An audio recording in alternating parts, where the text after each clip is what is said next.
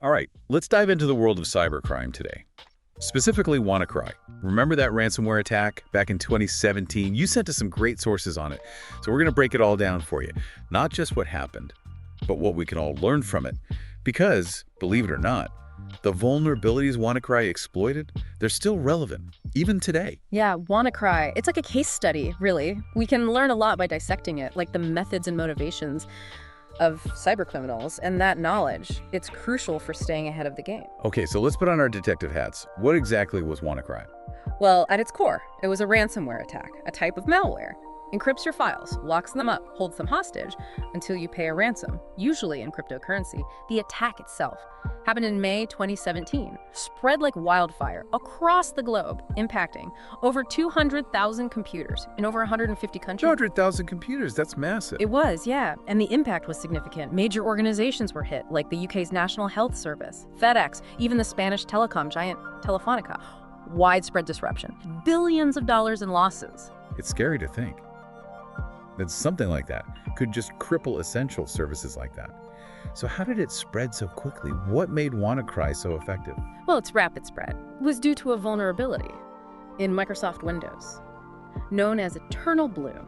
This vulnerability, it was in a protocol called SMBv1, commonly used for file sharing on networks. So a flaw in the system, and WannaCry took full advantage. Exactly. Think of it this way. SMBv1, like an old, unlocked door in a building.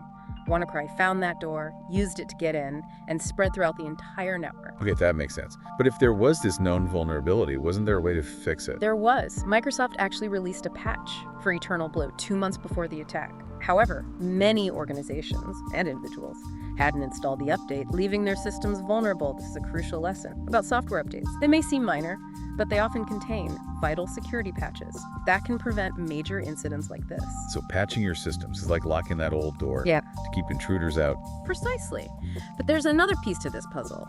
WannaCry needed another tool to actually gain control of the infected computers and encrypt the files.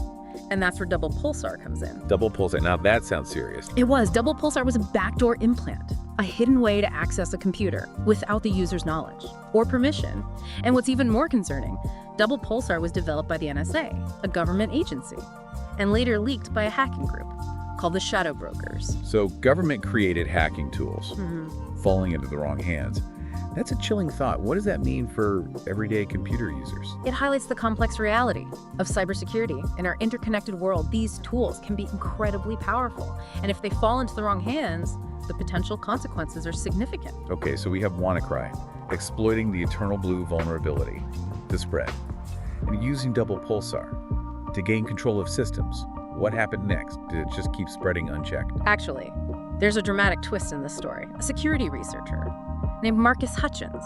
He made an incredible discovery. All right, tell me more. Hutchins was analyzing the WannaCry code, and he stumbled upon what's known as a kill switch.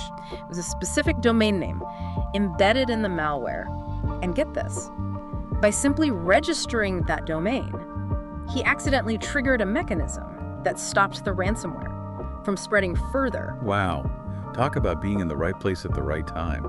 Sounds like he inadvertently saved countless computers from being infected. He absolutely did. It was a stroke of luck, but it highlights the critical role that security researchers play in understanding and combating these kinds of threats. So the kill switch effectively stopped WannaCry in its tracks, but the damage was already done, right? Unfortunately, yes.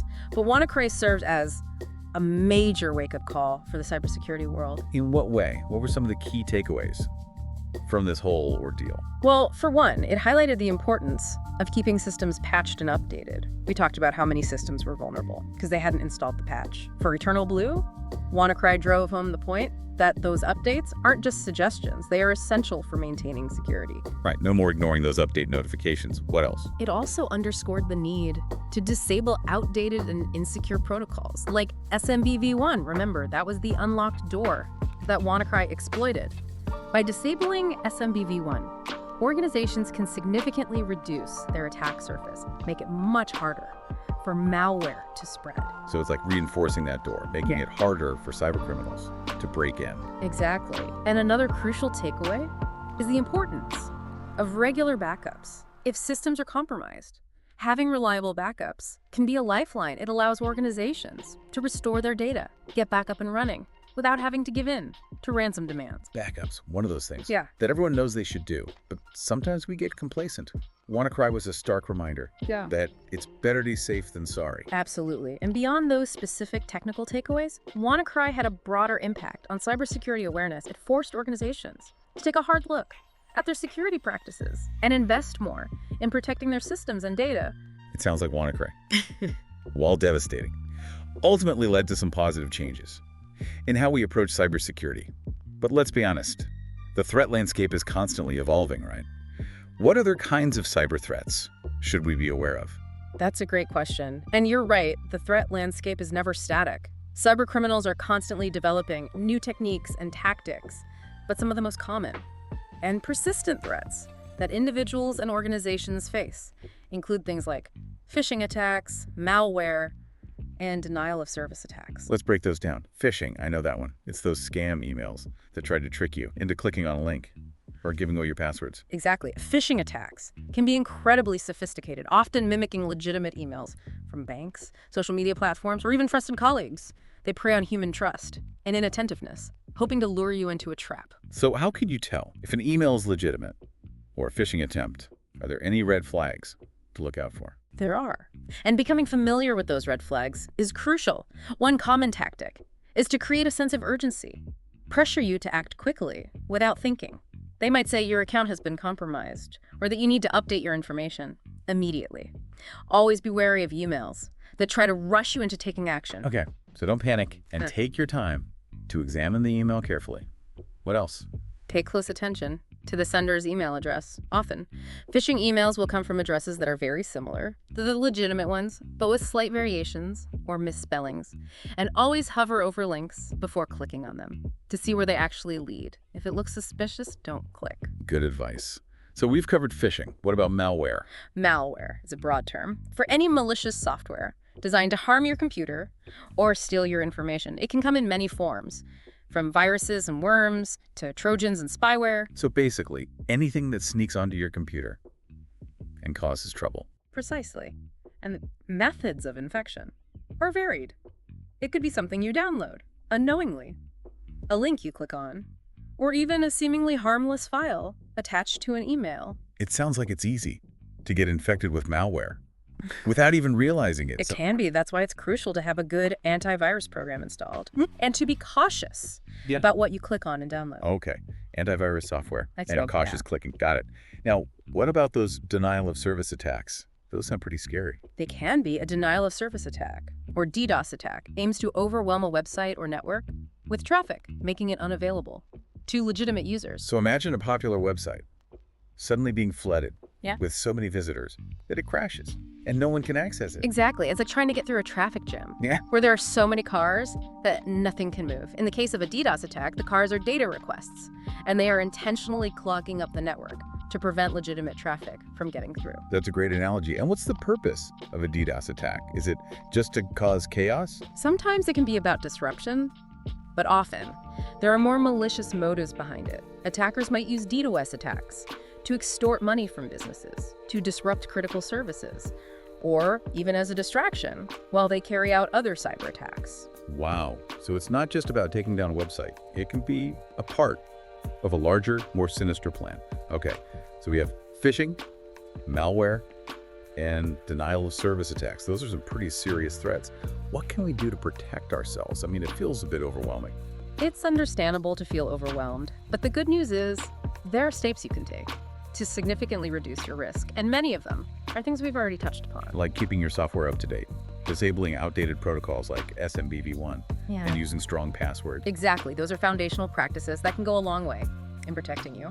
And on top of that, there are additional measures you can take. Okay, I'm all ears. One important step is to be mindful of what you share online. Think carefully about the information you post on social media or other public platforms. Cyber criminals can use this information to target you with personalized phishing attacks or to gain access to your accounts. So it's not just about protecting our devices, it's about being smart about what we share online. What about things like online banking and shopping? How can we stay safe when doing those kinds of transactions. When it comes to online banking and shopping, make sure you're using secure websites. Look for the HTTPS in the web address and the padlock icon in the browser bar. These indicate that the site is using encryption to protect your data, and be wary of using public Wi-Fi. For sensitive transactions, public networks can be easily compromised, putting your information at risk. So stick to trusted networks and look for those security indicators. Got it. Any other tips for staying safe in this digital jungle? Absolutely. One often overlooked aspect of cybersecurity is education. Stay informed about the latest threats and security best practices. There are many resources available online, including from government agencies and cybersecurity organizations that provide valuable information and guidance. So knowledge is power. Even in the digital world, the more we know, the better equipped we are to defend ourselves. Precisely. And remember, cybersecurity is an ongoing process. It's not a one-time fix. Stay vigilant, keep learning, and adapt your security practices as the threat landscape evolves. It sounds like we all need to be Yeah. more proactive about our digital security. But what happens if, despite our best efforts, we do become a victim? Of a cyber attack, what steps should we take? First, don't panic. It's important to stay calm and assess the situation. If you suspect your computer is infected, disconnect it from the internet and any other networks to prevent further spread. Then, depending on the nature of the attack, you may need to contact your IT department, a cybersecurity professional, or even law enforcement or Like that assistance. And what about ransomware? We talked about WannaCry earlier. If our files get encrypted, should we pay the ransom? That's a tough question, and there's no easy answer. Paying the ransom does not guarantee that you'll get your data back, and it also encourages further attacks. The best course of action is to consult with a cybersecurity expert who can assess the situation and advise you on the best way to proceed. So it's a case-by-case situation, and seeking expert advice is crucial. Okay, we've covered a lot of ground today, from the specifics of the WannaCry attack to the broader landscape of cyber threats and ways to protect ourselves. Any final thoughts before we wrap up? I think the key takeaway is that cybersecurity is everyone's responsibility. It's not just something for IT professionals or government agencies to worry about. We all have a role to play in protecting our digital lives by taking proactive steps to secure our devices, being mindful of our online behavior, and staying informed about the latest threats. We can make a significant difference in making the digital world a safer place for everyone. Well said. It's been an eye-opening conversation. Thanks for sharing your expertise.